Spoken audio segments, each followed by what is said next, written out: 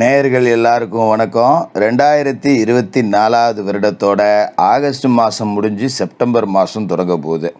இப்போ செப்டம்பர் மாதத்துக்கு உண்டான ராசி பலன் அப்படிங்கிறத நாம் தெரிஞ்சுக்கிட்டோம்னா, இந்த செப்டம்பர் மாதத்தில் கிரகங்கள், அதாவது நவ கிரகங்களும் நமக்கு எந்தெந்த விஷயங்களில் சாதகமாக இருக்குது, என்னென்ன செய்யலாம், நம்மளோட எதிர்பார்ப்புகள் ஈடேறுமா, எதை செய்யக்கூடாது, என்னென்ன பரிகாரங்கள் பண்ணிக்கலாம் அப்படிங்கிறதெல்லாம் ரொம்ப துல்லியமாக நம்ம தெரிஞ்சு வச்சுக்கலாம். ஒரு மாதத்தோட கிரகங்கள் அப்படிங்கிறத நாம் துல்லியமாக பார்த்தா தான் பலன்களை சொல்ல முடியும். அந்த வகையில் கிரகங்களோட ராஜா சூரியன் சிம்ம ராசியில் தன்னோட சொந்த வீட்டில் ஆட்சியில் இருந்துக்கிட்டு 17ஆம் தேதி அன்னைக்கு கன்னி ராசி போகிறாரு. பூமிகாரகன் செவ்வாய் மாதம் முழுக்க மிதுன ராசியில் இருக்கார். புத்திகாரகன் புதன் சிம்மத்திலேருந்து 19ஆம் தேதி கன்னிக்கு போகிறாரு. சுக்கிர பகவான் கன்னிராசிலேருந்து 19ஆம் தேதி துலா ராசிக்கு போகிறார். குரு பகவான் ரிஷபராசியில் இருக்கார். சனி பகவான் கும்பராசியில் தன்னோட சொந்த வீட்டில் ஆட்சியாகவும் வக்கரமாகவும் இருக்கார். ராகு மீன ராசிலையும் கேது கன்னி ராசிலையும் இருக்காங்க. இதான் இந்த மாதத்துக்கு உண்டான கிரக அமைப்புகள் அப்படிங்கிறது.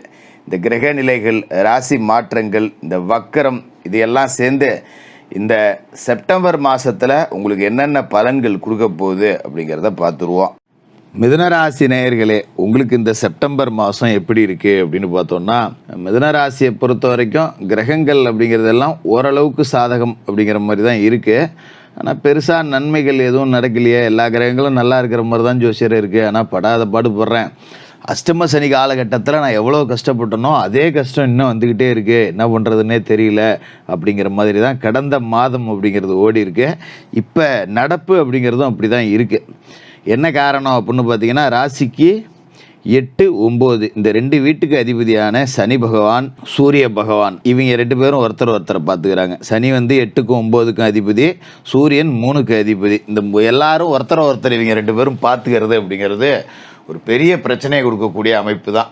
இந்த பகை கிரகங்களோட பார்வை அப்படிங்கிறது அவ்வளவு நல்லதில்லை. அது நம்மளை போட்டு வாட்ட தான் செய்யும்.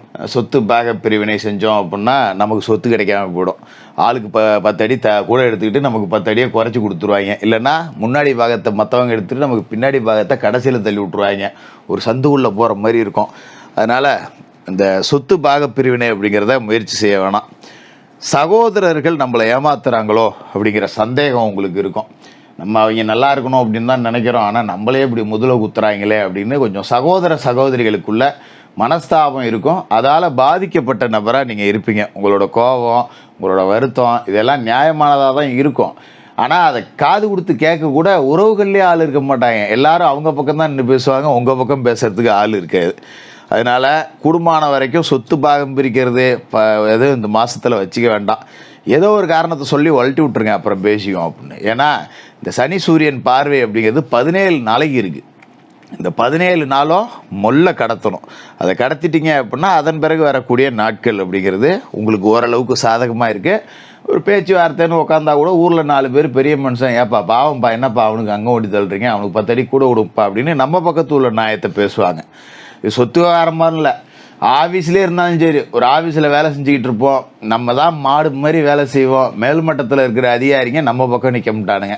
எவனாவது ஓப்பி அடிச்சுட்டு காக்கா பிடிச்சிக்கிட்டு அலையவும் அவன் பக்கம் தான் நிற்பாங்க. நமக்கும் அவங்களுக்கும் ஒரு சின்ன மனஸ்தாபம்னா கூட நம்மளை சத்தம் போடுறது, இந்த மாதிரி தான் இருக்கும். அதனால் குடும்பமான வரைக்கும் ஒரு 17 நாளைக்கு ரொம்ப ரொம்ப கவனமாக இருக்கணும். தான் சார்ந்த விஷயங்களில் எந்த முக்கிய முடிவுகள், சுபகாரிய பேச்சுவார்த்தைகள் எதுவும் இந்த 17 நாளைக்கு அப்படிங்கிறது வேண்டாம். அதேமாரி இந்த மாதம் தொடங்கி முடிகிற வரைக்கும் செவ்வாய் உங்கள் ராசியிலே இருக்கார்.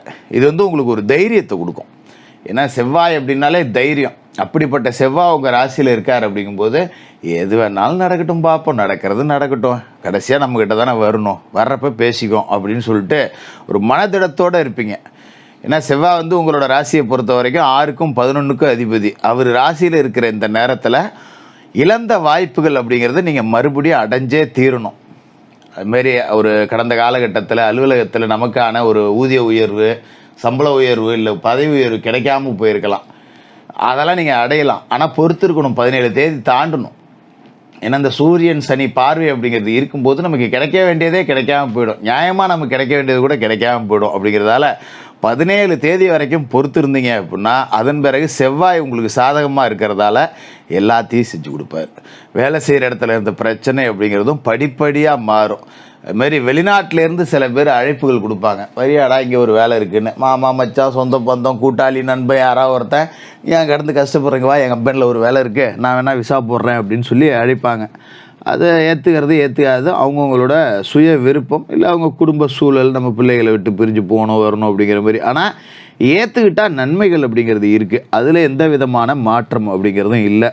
அதோட இந்த மாதத்தில் பார்த்திங்கன்னா 19 தேதி வரைக்கும் சிம்மத்தில் புதன் இருக்கார், கன்னியில் சுக்கிரன் இருக்கார். இதில் சுக்கிரன் வந்து பார்த்திங்கன்னா நீசம், 5க்கும் 12க்கும் அதிபதியான சுக்கிரன் நீசம் அடைகிறார். அப்படிங்கும்போது ஒரு விதத்தில் நன்மை, ஒரு விதத்தில் தீமை. 5க்கு அதிபதி அப்படின்னா அது பூர்வ புண்ணியம், அதனால தான் நம்ம சொத்தெல்லாம் இப்போ பிரிச்சுக்கிட்டோம்னா நமக்கு பாதிப்பு ஏற்படும்னு ஏற்கனவே சொல்லியிருந்தேன்.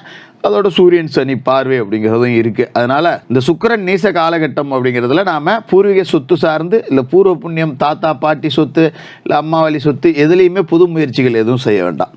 இடமே உங்கள்கிட்ட இருக்குது, ஒரு கட்டடம் கட்டி வாடகைக்குள்ளான் இருக்கேன், இல்லை ஒரு விவசாயம் பண்ணலான் இருக்கேன், எதுவுமே ஒரு 17 தேதி வரைக்கும் வேணாம். 19ஆம் தேதிக்கு மேலே சுக்கிரனும் அவர் வந்து பலமடைஞ்சு ஆட்சி பெற்று உட்காந்துருவார், துளாராசிக்கு போயிடுவார். அதன் பிறகு நன்மைகள் அப்படிங்கிறது நடக்கும். அது வரைக்கும் நீங்கள் சொத்து சார்ந்து எது செஞ்சாலும் ஏதாவது ஒரு இடைஞ்சல் இடையூறு அப்படிங்கிறது வந்துக்கிட்டு தான் இருக்கும். கொஞ்சம் இழுத்து பிடிச்சி ஓட்டுங்க, அதான் நல்லது. அதோட ராசி அதிபதியான புதன் சிம்ம ராசியில் இருக்கார். எந்த நேரம் எதை செய்யணும் அப்படின்னு நினச்சாலும், வருமானம் நமக்கு திருப்திகரமாகவே இருந்தாலும், இந்த மற்ற கிரகங்களோட அமைப்பு புதனோட செயல்பாடையும் கூட கொஞ்சம் தடுத்து நிறுத்திவிடும். நல்லது நடக்கிற மாதிரியே இருக்கும், அப்பாடா இது நடந்துரும்டா இன்றைக்கி அப்படின்னு நம்ம கிட்ட போகிற நேரத்தில் தள்ளி போயிடும். அட போடா எல்லாம் முட்டு, இதை மட்டும்தான் நம்பியிருந்தேன், இதுவும் போட்டு இழுத்துக்க பறிச்சு கிடக்கு அப்படிங்கிற மாதிரி தான் இருக்கும். 19ஆம் தேதி அவரும் போய் ஆட்சி பெற்று உட்காந்துட போகிறாரு, கன்னி ராசியில் தன்னோட இன்னொரு வீட்டில் ஆட்சி பெற்று உட்கார போகிறாரு. அப்போ குருவோட பார்வை அப்படிங்கிறது புதனுக்கு கிடைக்குது. இது ஒரு அற்புதமான யோக அமைப்பு அப்படின்னு சொல்லலாம்.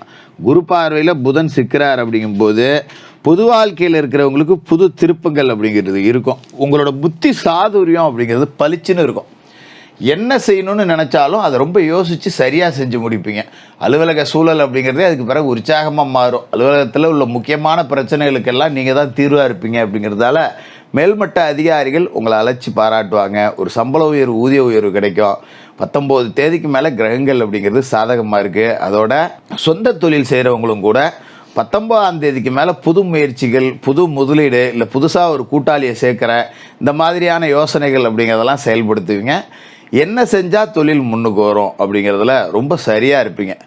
ஒரு குடும்பத்திலேயே ஒரு பிரச்சனை, சொந்த பந்தத்திலேயே ஒரு பஞ்சாயத்துனா கூட 4 பேர் உங்களை கூப்பிட்டு ஆலோசனை கேட்குற அளவுக்கு உங்களோட புத்தி சாதுரியம் அப்படிங்கிறது ரொம்ப பளிச்சுன்னு இருக்கும்.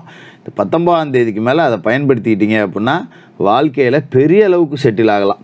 இந்த மாதம் 17 தேதி எந்த முக்கிய முடிவும் எடுக்கக்கூடாது. அடுத்த 2 தேதி 19ஆம் தேதி வரைக்கும் என்ன பண்ணலான்னு யோசிக்கலாம். 19ஆம் தேதிக்கு மேலே பழம் தானாக கணிஞ்சு பாலில் விழுந்துடும். அதை பற்றி கவலையே பட வேண்டியதில்லை. அந்தளவுக்கு கடந்த கால கஷ்ட நஷ்டங்கள் எல்லாத்தையும் மறந்து துன்பங்களுக்கெல்லாம் தீர்வு கொடுக்க போகிற ஒரு உன்னதமான மாதமாக இருக்க போகுது இந்த செப்டம்பர் மாதம்.